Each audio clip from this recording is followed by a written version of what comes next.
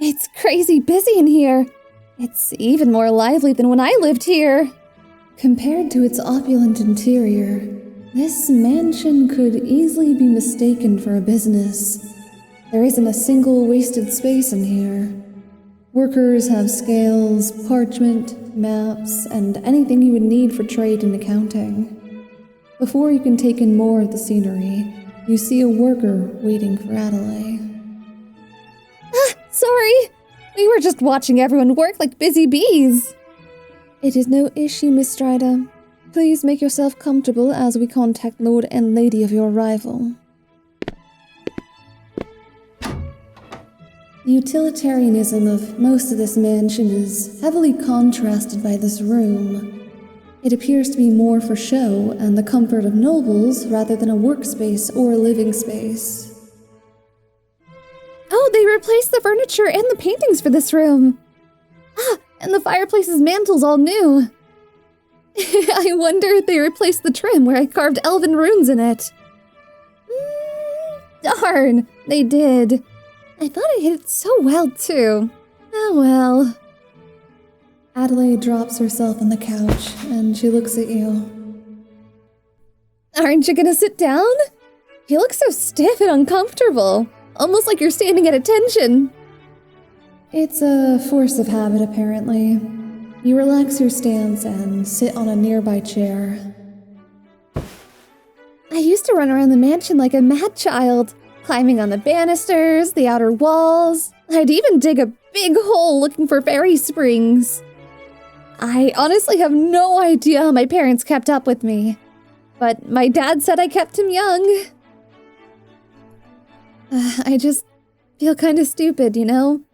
I have all this anxiety about seeing them again, but I miss them, but I don't know.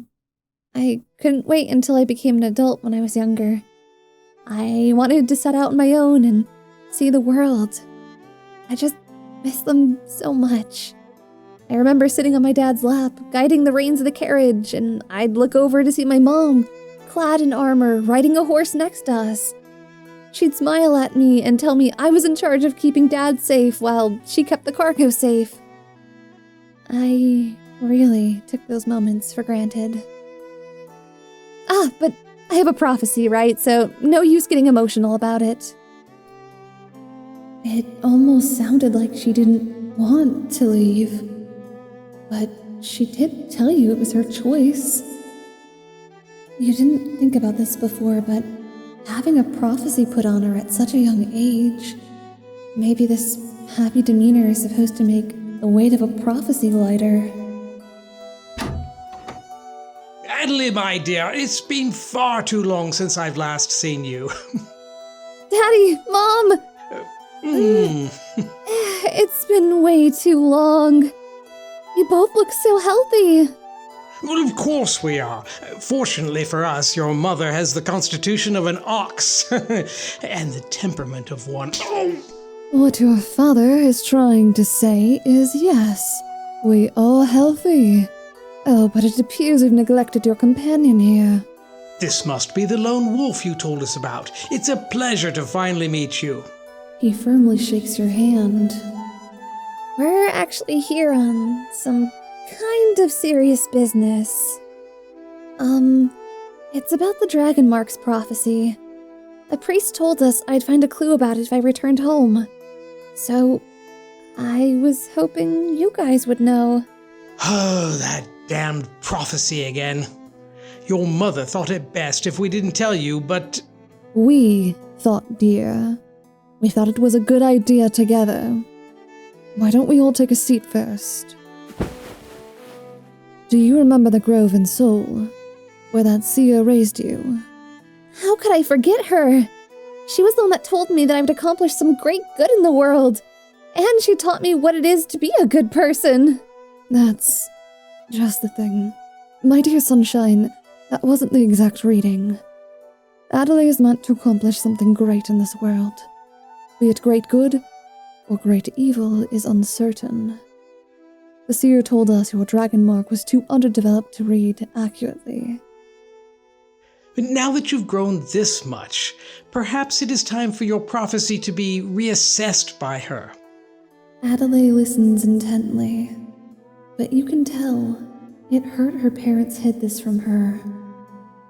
Right, that certainly changes things, doesn't it? No, it doesn't change who you are at all.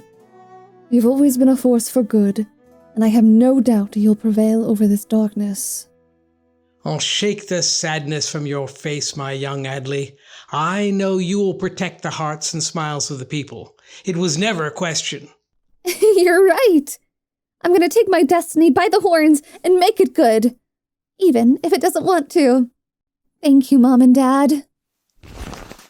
She hugs both of her parents, and you can feel the warmth between them. They're truly a beautiful family. An ugly feeling of envy crawls on your skin, but you shake it off. You will stay for a while, right? You can't just run off and leave us when we've only just reunited. We can stay a couple of days, but things are kind of complicated. We're being hunted right now. It's a long story, honestly. A long story that I'm sure your father is interested in. Why don't you go talk to your father about it? I would like to speak to your companion for a bit. Huh? Oh, we can talk all together.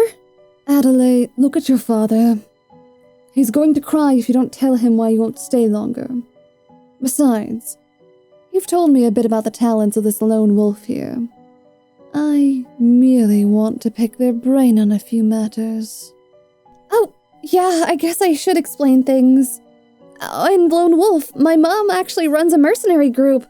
She probably just wants to know more about your contracts and stuff. Don't have too much fun without me. Addley leaves with her worried father, and her mother turns to you with a stern face. I won't waste too much of your time here. I don't know why you're lying to my daughter, nor do I think you'll tell me. However, her fist crashes through the marble coffee table, and she leans closer. Let this be a threat. I know you're no mercenary. I've been one for the past 20 years, and you lack grit.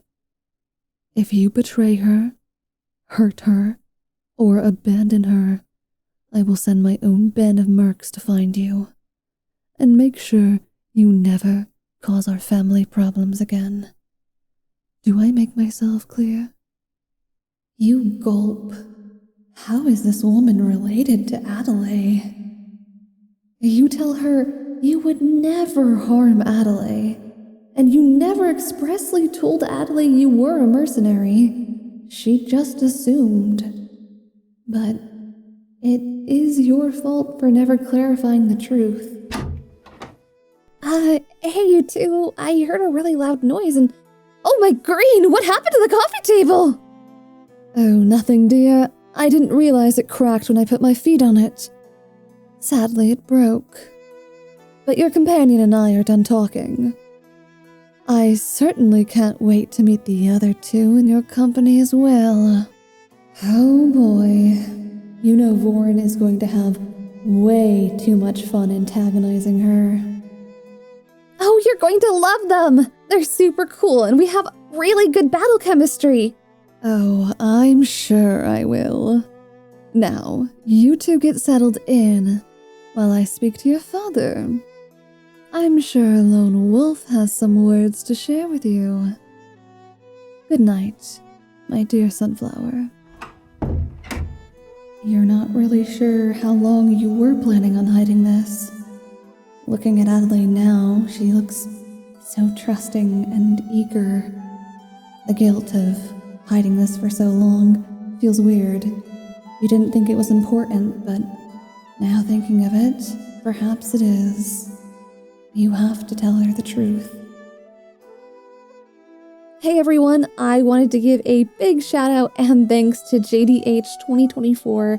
They did the voice for Addley's father today and they did a fantastic job. They're over at Reddit, so if you guys like to lurk over there, you can find them over there. I actually found them in Script Haven ASMR over there because there's so many like-minded individuals, but it was so much fun working with them. As well, I wanted to let you guys know that I am going to be having a break coming up soon. In about 2 weeks, my surgery will be coming up, so I didn't want you guys to get worried if I go cold. I'm gonna do my best to have content prepared just in advance because I like to naturally do that, but we'll see. Either way, thank you guys so much for everything, and I hope you have a wonderful day.